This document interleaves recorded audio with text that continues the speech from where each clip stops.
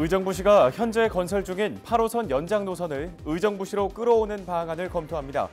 시는 8호선 연장 사업이 타당성이 있다는 결과가 나오면 이를 제4차 국가철도망 구축 계획에 반영되도록 국토교통부에 건의할 계획입니다.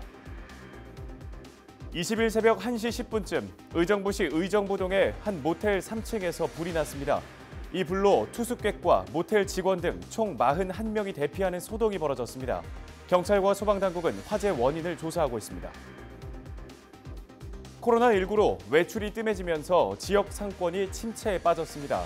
경기도와 양주시 등 일부 지자체는 점심시간 지역 식당을 이용하면서 지역 경제 살리기에 힘을 보태고 있습니다. 경기도가 코로나19와 관련해 격리시설과 병상 추가 확보에 나섭니다.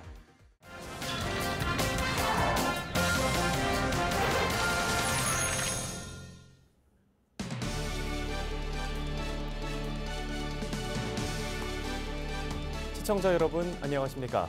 헬로티비 뉴스 나라 시작합니다. 오늘의 첫 소식입니다. 20일 오전 1시 10분쯤 의정부시 의정부동의 한 모텔 3층에서 불이 났습니다. 이 불로 투숙객과 모텔 직원 등 총 41명이 대피하는 소동이 빚어졌는데요. 불은 방 안에서 시작됐으며 경찰은 투숙객을 상대로 방화나 실화 가능성 등을 조사하고 있습니다. 양주 시내 건물 공사 현장을 지나던 40대 남성이 맨홀에 빠져 숨졌습니다. 지난 19일 오후 3시 5분쯤 양주시 장흥면의 한 신축 건물 공사 현장에서 42살 A씨가 근처 맨홀에 빠져 6m 아래로 추락했습니다. A씨는 사고 직후 출동한 구조대에 의해 병원으로 옮겨졌으나 숨졌습니다. 경찰과 소방당국은 현재 정확한 사고 원인을 조사하고 있습니다. 의정부시가 현재 추진되고 있는 8호선 연장 노선을 의정부시로 끌어오는 방안을 검토합니다. 이를 위해 시는 별도의 용역을 추진해 8호선 연장 사업에 타당성이 있다는 결과가 나오면 이를 제4차 국가철도망 구축 계획에 반영되도록 국토교통부에 건의할 계획인데요. 8호선 연장은 서울 암사동과 남양주 별내동을 잇는 노선으로 2023년 9월 완공을 목표로 현재 건설이 추진 중입니다. 의정부시는 이 노선을 고산지구와 밀락 2지구, 1호선 녹양역까지 끌어오겠다는 계획입니다. 다음 소식입니다. 대구, 경북 지역에서 코로나19 확진자가 하루 사이에 30여 명이 늘었습니다. 지역사회 감염 현실화가 우려되고 있는 상황에서 확진자는 줄지 않고 계속 증가하고 있는데요. 국내외 코로나19 발생 현황을 박종호 기자가 정리했습니다. 20일 오후 4시 기준 국내 코로나19 확진 환자는 104명입니다. 사망자도 1명 발생했습니다. 지난 19일과 비교하면 하루 만에 50여 명이 늘었습니다. 의심 환자도 계속 증가하고 있습니다. 1,860여 명이 검사 결과를 기다리고 있습니다. 대구와 경북 지역에서 확진자가 급증했습니다. 31번째 환자가 다니던 교회에서만 최소 23명이 발생한 것으로 집계되면서 지역사회 감염 우려가 현실화되는 양상입니다. 다음은 국외 상황 알아보겠습니다. 20일 오후 4시 기준 코로나19 확진자 수는 75,628명입니다. 사망자는 2,124명으로 확진자와 사망자가 증가하고 있습니다. 중국에서 74,576명이 확진 판정을 받았고 2,118명이 숨졌습니다. 다음으로 싱가포르 84명, 일본 73명, 홍콩 65명 등 전 세계적으로도 코로나19 환자가 늘어나고 있습니다. 코로나19가 발생한 지 한 달째, 정부는 가벼운 감기 증상이 있는 시민이 선별 진료소를 찾을 경우 적절한 진료가 어렵고 교차 감염 가능성이 커질 수 있다며 방역 당국의 안내에 협조해달라고 당부했습니다. 헬로티비 뉴스 박종호입니다. 코로나19로 외출이 뜸해지면서 지역 상권이 침체에 빠졌습니다. 경기도와 양주시 등 일부 지자체들은 점심시간에 지역 식당을 이용하며 지역 경제 살리기에 힘을 보태고 있습니다. 김호 기자가 취재했습니다. 점심시간을 맞아 시청 공무원들이 밥을 먹기 위해 335 짝을 지어 나갑니다. 평소 같으면 저렴한 구내 식당을 이용하지만 오늘은 특별히 외부로 발길을 돌립니다. 코로나19로 어려움을 겪고 있는 지역 상인을 돕기 위해 외부 식당을 방문하기 위해서입니다. 차를 타고 20분간 달려서 도착한 식당. 점심시간 식사를 하기엔 적지 않은 거리지만 지역 경제를 살리는 데 조금이나마 보탬이 된다는 생각에 한 걸음에 달려왔습니다. 어려운 지금 코로나 경기를 갖다 이겨내기 위한 방법으로 직원들이 동참하고자 하는 차원에서 같이 시행하고 있습니다. 저희 부서도 오늘 이렇게 같이 나와서 식사를 하는 자리를 갖게 됐습니다. 양주시는 코로나19 확산으로 어려움을 겪고 있는 지역 상권을 살리기 위해 공직자 외식 주간을 운영합니다. 다음 달 13일까지 매주 1회 특종 요일을 정해 부서별로 지역 음식점에서 점심 식사를 하게 됩니다. 매주 1,300여 명의 직원이 외부 식당을 이용할 경우 매주 1,000만 원의 매출이 지역 상권에 풀릴 것으로 기대하고 있습니다. 특히 어려움을 겪고 있는 소상공인을 돕기 위해 지역 화폐 인센티브를 6%에서 10%로 올려 사용을 독려하고 있습니다. 영세 상인들을 위해서 지역 화폐를 활용해서 이제 사용하도록 하고, 특히 은연, 남면, 장흥 지역의 그 먼 거리에 있는 사람들을 위해서는 이제 점심 시간을 30분 정도 더 연장해서 사용할 수 있도록 그렇게 하고 있습니다. 경기도도 지역 경제 활성화를 위해 매주 금요일 도청 구내 식당을 쉬기로 했습니다. 또 실국별로 요일제를 지정해 외부 식당을 이용할 예정입니다.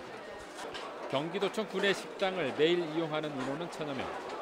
이들이 외부 식당을 이용할 경우 월 3천여만 원의 매출이 지역 상권으로 이어질 전망입니다. 작지만 공무원들이 선제적으로 이런 지역 경제 활성화 대책을 추진을 해서 어려운 소상공인과 상인들의 그러한 아픔을 조금이라도 덜어주기 위해서 이러한 시책을 추진하게 됐습니다. 코로나19로 어느 때보다 어려움을 겪고 있는 지역 상인들은 공무원들의 자발적인 지역 식당 이용에 고마움을 표시합니다. 많이 힘들지. 거의 한 30%? 30~40% 떨어졌다고 봐야 돼요. 도청에서 금요일이라도 구내식당에 한 번씩 쉬어주면 지역으로는 도움이 되죠. 요즘에 코로나 때문에 굉장히 침체되어 있습니다. 그런데 이렇게 시청에서 이렇게 멀리서 이렇게 찾아주셔서 대단히 감사하고요. 저희한테는 큰 도움이 됩니다. 식당 이용 외에도 매주 한 차례 전통시장을 방문하거나 공무원 복지 포인트를 쓰도록 권장하는 등 다양한 소비 운동도 함께 진행되고 있습니다. 코로나19로 고통을 받고 있는 지역 상권, 위기 극복을 위해 공직자들이 힘을 보태고 있습니다. 헬로티비 뉴스 김호입니다. 경기도가 코로나19와 관련해 격리시설과 병상 추가 확보에 나섰습니다. 도는 코로나19의 확진자가 늘어나면서 중국 우한 교민들이 있는 이천시 국방어학원 인근 현장 상황실에서 긴급 점검 회의를 열었습니다.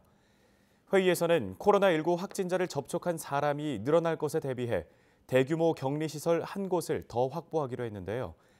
또 국가 지정 입원 치료 병상이 부족할 경우 20개 병상을 추가로 확보할 계획입니다.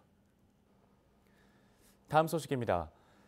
청약 제도를 잘 모르는 중증 장애인을 현혹해 장애인 특별 공급에 당첨시킨 뒤 분양권을 전매하는 등의 수법으로 이득을 챙긴 브로커 등이 무더기로 적발됐습니다. 자세한 내용 알아보도록 하겠습니다. 경기도 공정특별사법경찰단 부동산 수사팀의 최민규 팀장 전화 연결되어 있습니다. 팀장님 안녕하십니까? 네, 안녕하세요. 네, 이 수사 결과를 보니까 이번 수사에서 총 102명이 적발됐는데요. 어떤 사람들인가요? 주로 그 장애인을 이용한 그 아파트 부정 청약자, 거기에는 이제 장애인도 해당이 되고 브로커, 그다음에 장애인 단체 대표도 해당이 됩니다. 그렇게 23명이 적발이 됐고요.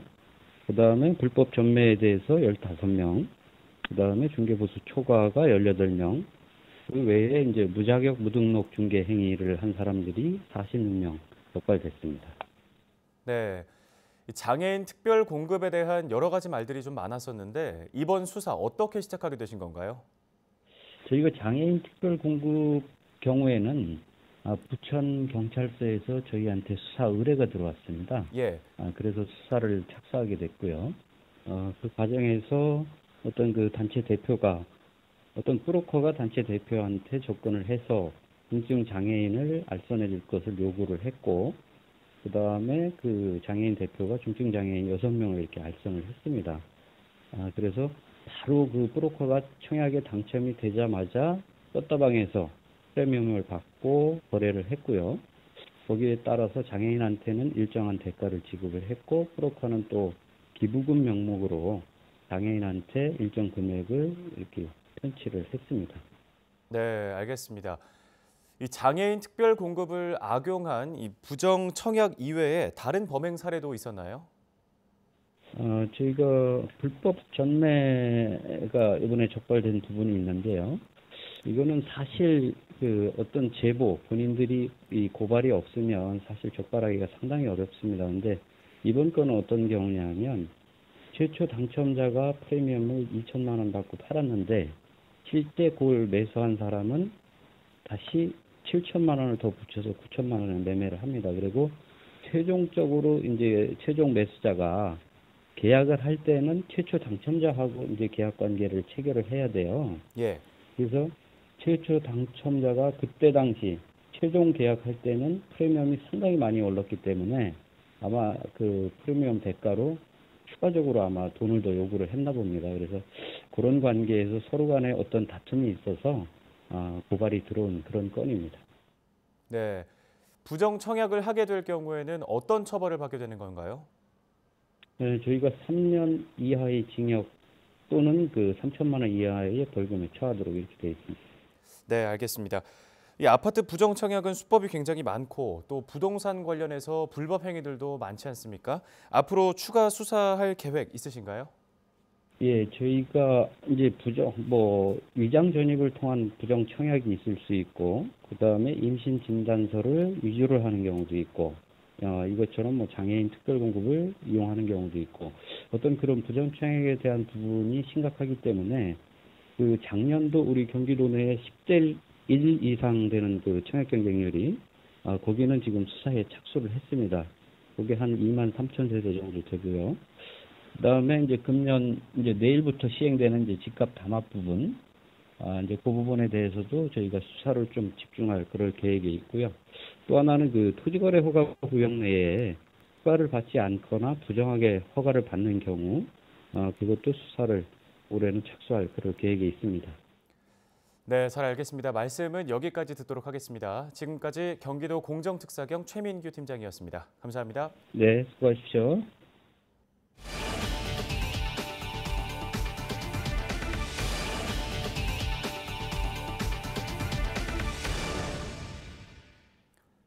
다음 소식입니다.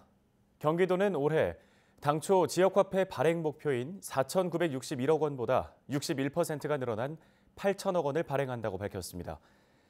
코로나19로 침체한 골목 경제를 활성화하기 위해 시군과 협조해 한시적으로 10% 특별 인센티브를 지급하는 방안도 추진할 예정입니다.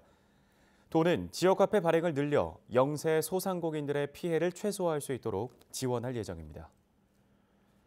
연천군은 제28회 연천 구석기 축제 행사 기간 동안 연천마당에 참여할 단체를 모집합니다.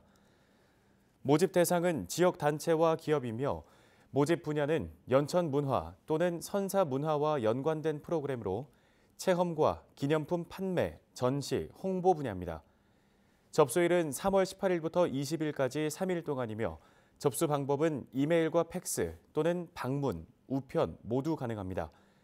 제28회 연천 구석기 축제는 오는 5월 2일부터 5일까지 연천 전곡리 유적에서 개최됩니다. 포천경찰서가 편파 수사 등을 차단하기 위해 수사심사관 제도를 시행하기로 했습니다. 수사심사관 제도는 변화하는 형사사법구조에 맞춰 경찰 수사 전반에 대해 지도와 점검 심사를 진행하면서 수사 과정과 결과의 완전성, 신뢰도 향상과 공정성을 확보하는 제도입니다. 김태철 서장은 국민이 신뢰할 수 있는 경찰 수사를 만들어 나가기 위해 최선을 다하겠다고 강조했습니다. 헬로티비 뉴스는 언제나 지역 주민 여러분 곁에 있겠습니다. 함께해 주신 여러분 고맙습니다.